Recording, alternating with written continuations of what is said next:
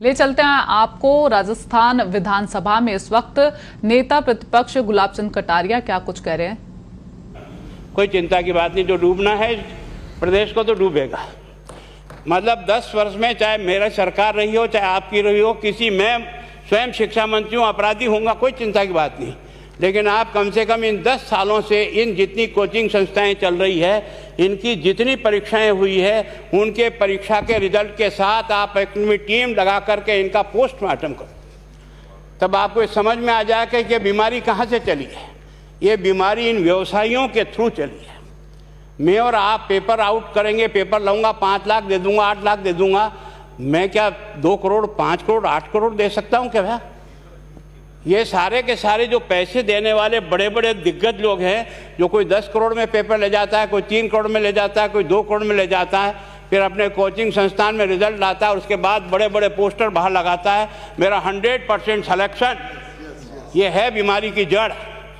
अगर मार करना चाहते हो तो यहाँ करो, तब तो जा कर के इसको कोई रोक सकोगे। बाकी से केवल मन को संतुष्ट करने का काम करो तो ये राजस्थान के उस गरीब बच्चे के साथ न्याय नहीं होगा, जो बड़ी मुश्किल से पढ़ता है, अपने घर में बूढ़े माँ बाप को भूखे मार के पढ़ता है और उसके बाद परीक्षा के लिए जाता है, रोता हुआ घर लौटता है। क्या दुख नहीं होता है? हम लोगों के मन में कोई रहम नहीं है कि आखिर उस बच्चे का क्या होगा जो अपनी बड़ी पीड़ा के साथ पढ़ रहा है।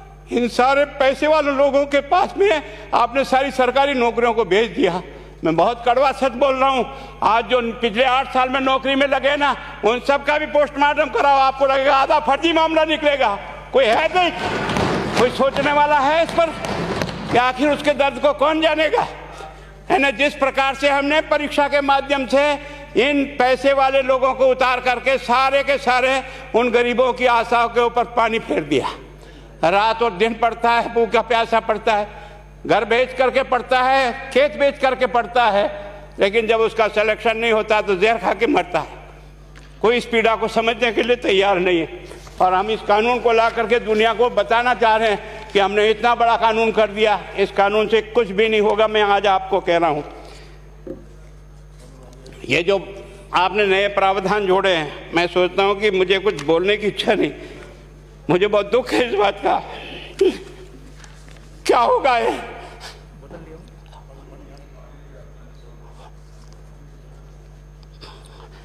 किस तरह की गैंग पाल ली है हमने? पानी पिला दो, है ना। मैं उस दिन भी पूछा था कि मैंने कहा ये शिक्षा संकुल पे है, जिन लोगों को ड्यूटी पे लगाया, इसको लगाने वाला दोषी कौन है, जिसके कारण से पेपर जो है ना काट करके निकाल दिया।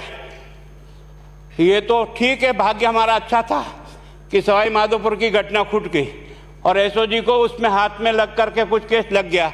अगर वो केस नहीं लगता तो आज आपकी सारी नौकरी पर इन सब बड़े बड़े दलालों के स्कूल में पढ़ने वाले बच्चे होते और मेरा गरीब का बच्चा अपना घर लौट के जाता। क्या दुर्भाग्य है। और इस कारण से केवल इसके लिए खुश मत हो जाओ कि हमने कानून बहुत सख्त बना दिया इसलिए अपराधी रुक जाएगा। नहीं, सिस्टम को बदलना होगा, ये परीक्षा का सिस्टम चेंज करना होगा। मैं सोचता हूँ कि क्या हम इतने अक्लमंद बैठे हैं, क्या इस व्यवस्था को चेंज नहीं कर सकते? क्या एक ही पेपर हर राजस्थान में 20 लाख बच्चों को दिया जाए? क्या इसका कोई ऑल्टरनेट नहीं हो सकता? इसका ऑल्टरनेट सोचना चाहिए कि हम परीक्षा को टुकड़े टुकड़ों में कैसे कर सकते हैं। जिले के अनुसार पेपर नहीं, एक नहीं हम 25 पेपर बना सकते हैं।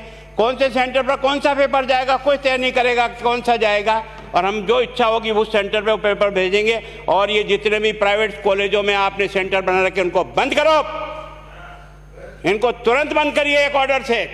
जितने भी सरकारी विद्यालय है और सरकारी नौकर ही एग्जामिनर बनेगा और एग्जामिनेशन करेगा, तब तो आप इसको बचा पाओगे। ताकि आप और मैं कितने भी कानून बदल कर दें, आपका वो जांच करेगा, आपका वो अधिकारी आएगा। आपने कहा भाई सेशन जज के नीचे नियुक्ति नहीं होगी, इसके अलग से कोर्ट होगा, बहुत अच्छी बात है। प्रोविजन जो आपने डाले हैं वो स्वागत योग्य है, स्वागत करता हूँ, पर इन प्रोविजन को लागू तो आप और मैं ही करूँगा, कौन करेगा? जब हम ही ठीक नहीं है तो इन प्रोविजन क्या रोएंगे अंदर बैठे बैठे है? जब तक हमारा दिल और दिमाग ठीक नहीं होगा ना, इस बीमारी का इलाज नहीं होगा। हमने शिक्षा के मंदिर को भ्रष्टाचार की भट्टी में जलाकर खाक कर दिया। दुर्भाग्य हमारा, जहां से कोई आशा की किरण दिखती थी उस गरीब को कि चलो मैं अपनी मेहनत से आगे बढ़ जाऊंगा, लेकिन अब वो निराशा में आ गया। उसको लगा कि अब कोई रास्ता नहीं है। और इस कारण से मैं सोचता हूं कि आप जिस भावना से लाया, मैं आपकी भावना की इज्जत करता हूं, लेकिन केवल आपकी भावना इन बेईमानों को नहीं रोक सकेगी।